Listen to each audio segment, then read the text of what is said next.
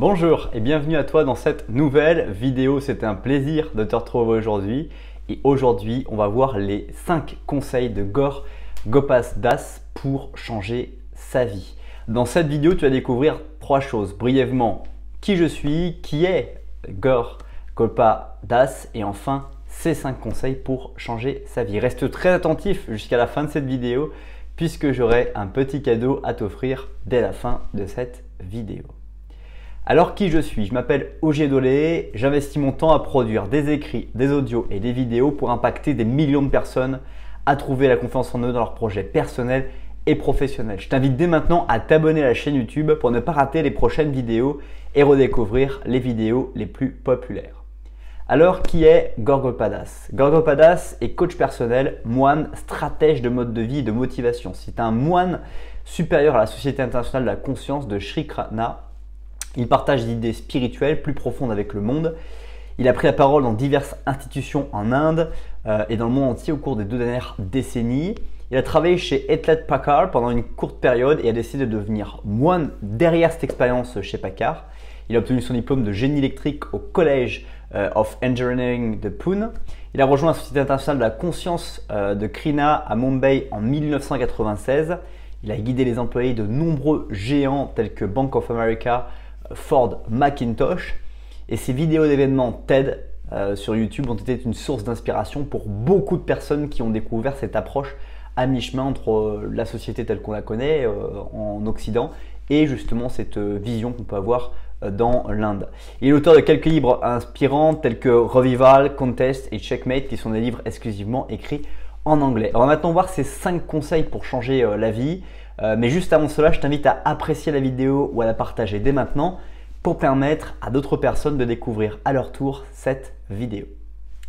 Le premier conseil de Gore sur ce changement de vie, c'est d'augmenter ses standards de vie. Qu'est-ce que j'attends de la vie et d'augmenter ce que j'attends de la vie dès maintenant. J'attends d'avoir un meilleur confort maintenant. J'attends d'avoir des biens matériels que je n'ai pas encore maintenant. D'augmenter ces standards est l'une des premières choses qui va aspirer finalement ton énergie, aspirer ton temps, et bien à trouver des solutions pour justement augmenter ces standards de vie. Parce que très souvent, on a l'ambition en fait de mieux économiser, donc de faire moins de dépenses, donc beaucoup plus se frustrer. On va économiser 10 € par-ci, 10 € par-là, alors que finalement gagner de l'argent est beaucoup plus facile que d'économiser de l'argent. Quand on regarde vraiment gagner de l'argent, si je vais travailler 1 heure, je peux gagner beaucoup d'argent en 1 heure en faisant n'importe quel job. Et du coup, ça signifie que en investissant, en augmentant mes standards de vie, je vais pouvoir me mettre à avoir des choses que je n'ai pas. Et dès que je vais augmenter ces standards, je vais me motiver, avoir un pourquoi très fort sur pourquoi je dois entreprendre de réussir à augmenter mon temps, mon investissement, ma rentabilité personnelle dans ma vie.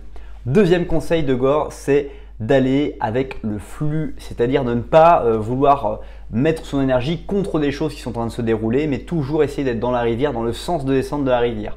Trouver en fait finalement dans l'endroit où tu te trouves aujourd'hui le flux qui fait que tu vas dépenser le moins d'énergie en résistance.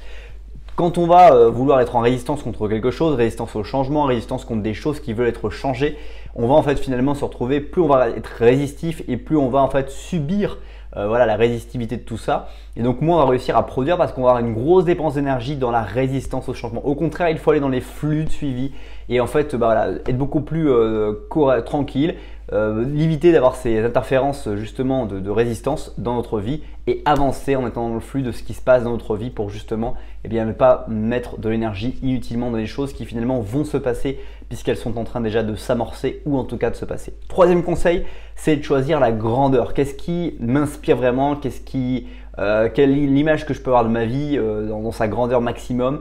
Quelle est l'image idéale de la vie que je veux mener? Et quand on va imaginer la grandeur, encore une fois, ça va nous inspirer dans une dynamique d'investissement, de rentabilité, de travailler de manière cohérente et de surtout savoir ce que l'on a vraiment envie de faire et ce que l'on n'a pas envie de faire aussi dans sa vie. Quatrième règle, c'est ne pas vivre sa vie en jeu.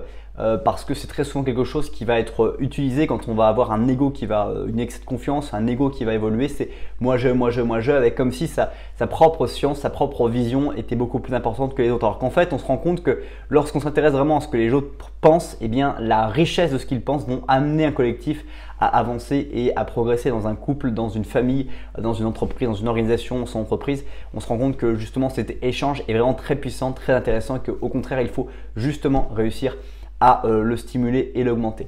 Cinquième en fait et dernière règle, dernier conseil que nous propose Gore pour changer de vie, c'est de trouver la vraie paix. Qu'est-ce qui te permet dans ton équilibre d'avoir la paix avec toi-même? Est-ce que c'est d'aller à l'église? Est-ce que c'est de prier? Est-ce que c'est de méditer? Est-ce que c'est d'écouter de la musique? Est-ce que c'est de marcher en nature? Est-ce que c'est d'aller dans un parc d'attractions et te vider d'énergie? Bref, trouve la vraie paix intérieure pour que tu puisses justement t'exprimer parfaitement à l'extérieur. C'est vraiment quelque chose qui, pour le pratiquer régulièrement, fait vraiment énormément de bien. C'est déjà la fin de cette vidéo. Merci beaucoup pour le temps que tu as consacré à regarder cette nouvelle vidéo. Si ce n'est pas encore fait, je t'invite à nouveau à t'abonner à la chaîne YouTube et à recevoir gratuitement dans la description en cliquant sur le lien 7 livres impactants et inspirants pour améliorer ta vie, éventuellement la changer dans la bonne direction de ce que tu veux. Passe une très bonne suite des journées et je te dis à bientôt pour une prochaine vidéo. Bye bye.